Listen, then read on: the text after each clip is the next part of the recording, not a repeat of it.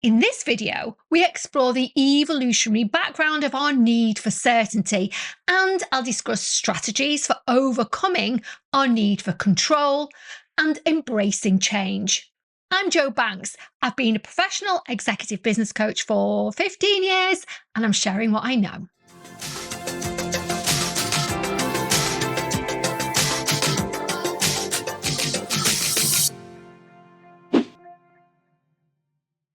Let's start now at looking at the evolutionary background to our need for control. Humans have evolved over millions of years, and during this extensive period, the need for certainty and control has been crucial for survival. In the harsh environments of our ancestors, unpredictability often equated to danger. A clear understanding of surroundings, predictable patterns, and control over resources significantly increase the chances of survival. So, if we look at that in a bit more detail, starting with number one, safety and security. Early humans needed to know where their next meal was coming from, where predators lurked, and how to find shelter. Certainty and control, therefore, meant safety and survival. Number two, social structure. Human societies evolved complex social structures. Hierarchies and clear roles within a group provided stability and predictability, essential for cooperation and communal living. Number three, problem solving and innovation. Our brains evolved to solve problems and predict outcomes. This ability to foresee and mitigate potential threats led to technological and societal advancements, further embedding the need for certainty and control in our psyches. The psychological aspect. From an evolutionary perspective, the human brain is wired to seek patterns and to predict outcomes. This inherent need manifests in various ways. Number one, anxiety and fear. Uncertainty triggers anxiety, a survival mechanism designed to prepare the body to face potential threats. While beneficial in the short bursts, chronic anxiety can be debilitating. Number two, control and influence. Having control over your environment reduces anxiety and stress. It provides a sense of agency and power, essential for our mental well-being. Number three, predictability. Humans derive comfort from predictability. Knowing what to expect allows for better preparation and reduces the mental load of constant vigilance. The modern dilemma. In our contemporary world, the need for certainty and control can become maladaptive. While our environments are relatively safer than that of our ancestors, as we are not constantly fending off predators or searching for food, the remnants of those early evolutionary traits still remain. And this can lead to, number one, overwhelm and stress. Modern life is filled with unpredictability, from job security to health concerns, personal relationships to global issues like climate change. The sheer volume of uncertainties can be overwhelming. Number two, micromanagement. The desire to control can lead to micromanaging both yourself and others, which can obviously be counterproductive and even strain relationships. Number three, analysis paralysis. An excessive need for certainty can result in overanalyzing situations to the point of inaction, a condition known as analysis paralysis. How to stop worrying about what you can't control. Recognizing the evolutionary roots of our need for certainty and control is the first step in managing the worry that stems from these desires. Again, as I say in so many of my videos, awareness is everything. We cannot change what we're not aware of. So here are my practical strategies to help alleviate this type of stress stemming from uncertainty. Number one, acceptance and mindfulness. Embrace the reality that uncertainty is an inherent part of life. Not everything can be controlled, and that's okay. This acceptance is a form of mental flexibility, allowing you to adapt rather than resist. Practice mindfulness to stay present. Mindfulness involves observing thoughts and feelings without judgment. This practice can help reduce anxiety by shifting focus away from hypothetical future scenarios and grounding you in the present. What we do know now is that most big emotions, if we just sit with them, pass within 90 seconds. So if you recognize you're having a big emotion or you're starting to worry about something, just sit in that emotion for 90 seconds and it will pass right through rather than grabbing hold of it and spiraling. Yoga, meditation, self-hypnosis, breath work, walking in nature, gardening are all great low-cost ways to make your brain and our amygdala, which is in our limbic system, which gets activated with our fight, flight, freeze stress response. Doing those things helps us feel safe. We can't calm ourselves down through thinking about it. We need to do it body up. And those types of things help you calm your body and your nervous system, allowing your prefrontal cortex to come back online so that you can start to think more clearly. Number 2, focus on what you can control. Identify those controllable factors. List aspects of your life that you can control, and you can control your actions, responses, and decisions. Direct your energy towards these areas rather than futilely trying to manage the uncontrollable. Set realistic and achievable goals that are within your sphere of control. This can provide a sense of direction and purpose, reducing anxiety associated with unpredictability. Number 3, develop resilience. Build coping skills and strengthen your ability to cope with uncertainty through resilience training. This can include developing problem-solving skills, cultivating a positive outlook, and fostering strong social connections. Learn from adversity. View challenges as opportunities for growth. Each time you navigate uncertainty successfully, you will build resilience and reduce the fear associated with it.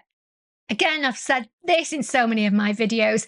Use a journal to capture some of the problematic past situations that you've navigated. Congratulate yourself on a job well done.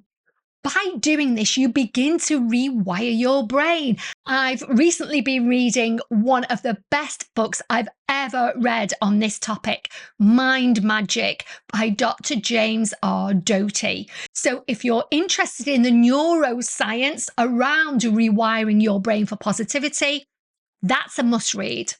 Number 4, limit exposure to stressors, and that includes media and news consumption. Limit exposure to news and social media, which often amplify uncertainties and fears. Our brain can't tell the difference between those things really happening to us and them happening elsewhere out in the world. And our nervous system reacts in exactly the same way as if it was happening to us personally. Choose reliable sources for where you do get your news and your social media from, and designate specific times to check updates rather than consistently monitoring.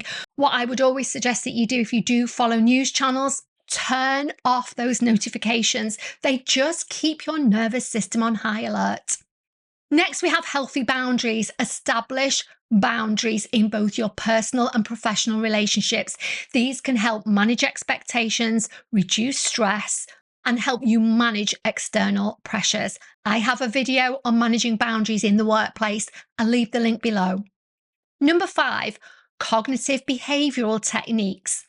Cognitive restructuring and cognitive behavioral techniques can really help you to challenge and reframe negative thoughts. For example, if you find yourself catastrophizing and expecting the worst, pause and evaluate the likelihood of the worst case scenario actually happening. In most cases, you'll see that it just won't. It's your brain running away with you.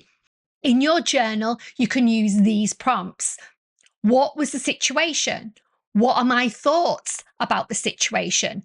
Are my thoughts realistic or simply old programming or fear-based thoughts?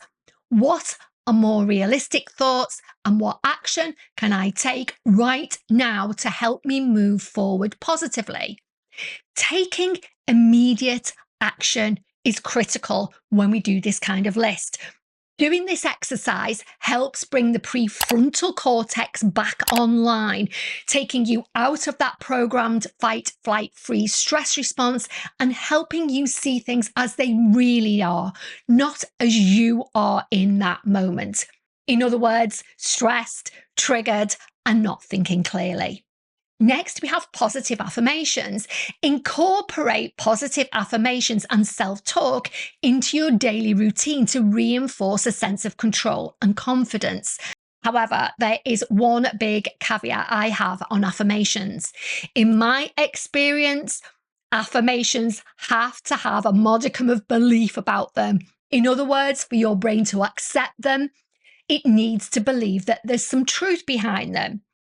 A common affirmation that I hear so frequently is I am enough, I am enough, I am enough. But if your subconscious doesn't believe that you're good enough, it will not accept that belief.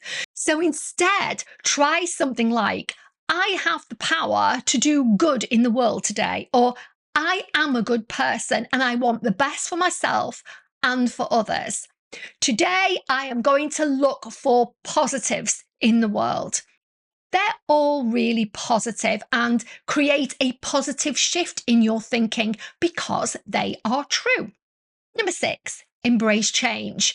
Develop adaptability by embracing change rather than resisting it. This can involve seeing change as a natural part of life and an opportunity for new experiences. Start by making small, manageable changes in your routine, what we call incremental changes.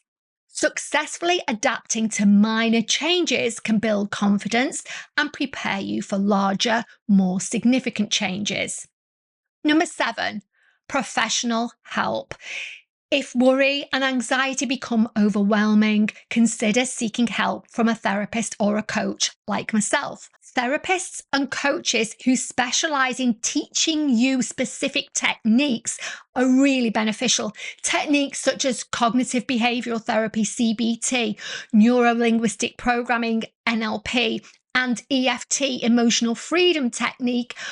All of those things are massively effective in managing anxiety related to uncertainty and control. I also recommend joining support groups that can provide a sense of community and shared experience, reducing feelings of isolation and helplessness. There are lots of groups available both face-to-face and online. I suggest doing a quick Google search or use an app like Meetup. You'll find lots of groups on there and they will arrange either online sessions or group meetups. The wrap up. Understanding the evolutionary basis for our need for certainty and control helps us appreciate why we might struggle with these issues in the modern world.